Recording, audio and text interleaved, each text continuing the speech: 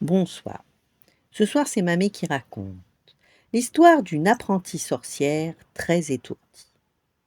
30 apprenties sorcières se tenaient sur une estrade, très intimidées. À la veille des grandes vacances, la directrice de l'école des sorcières avait organisé un examen. Il s'agissait de savoir si les élèves méritaient de passer dans la classe supérieure. Les familles des petites ainsi que la reine des sorcières étaient venues assister à l'épreuve. Dans un silence impressionnant, la directrice de l'école claqua ses doigts crochus et demanda : « Prononcez la formule qui fera apparaître vos baguettes magiques !» Aussitôt, les petites sorcières dirent quelques mots de latin et dans leurs mains apparurent les baguettes. À la grande surprise de la foule, une odeur délicieuse se répandit dans la salle. La plus petite des élèves tenait en sa main une baguette de pain, chaude et croustillante. La directrice siffla : « Henriette, tu es une incapable. T'es pas fichue de retenir les formules correctement. Entre une baguette magique et une baguette de pain, il y a quand même une différence. » Henriette baissa les yeux.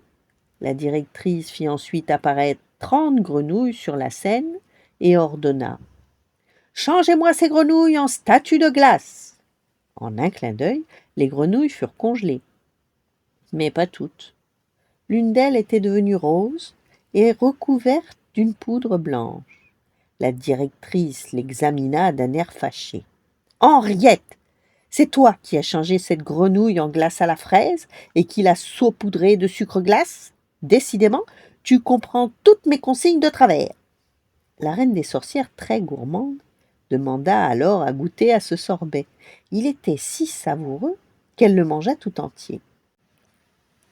« Mes compliments, Henriette, dit-elle. Tu as mal compris l'exercice, mais ta recette magique est une réussite. » La directrice continua donc l'examen. « Maintenant, faites tomber des éclairs du ciel. » Les apprenties sorcières prononcèrent une formule magique et un orage terrible s'abattit sur la salle. 29 éclairs déchirèrent les ailes, le public assourdi se boucha les oreilles. La directrice, énervée de nouveau, tapa du pied. « Et où est le 30e éclair ?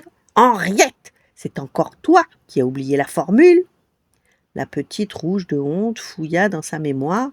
Soudain, un sourire éclaira son visage, elle murmura quelques mots, et une pluie d'éclairs au chocolat se déversa sur l'assistance. La foule ravie attrapa les gâteaux et se mit à les déguster avec des « de plaisir.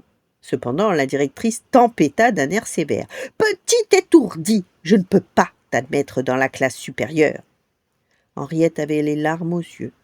Mais c'est alors que la reine des sorcières s'approcha d'elle et lui dit gentiment : « Ça tombe bien, je souhaitais justement embaucher une pâtissière. » C'est ainsi qu'Henriette, tout à fait consolée, devint la cuisinière attitrée de la reine des sorcières.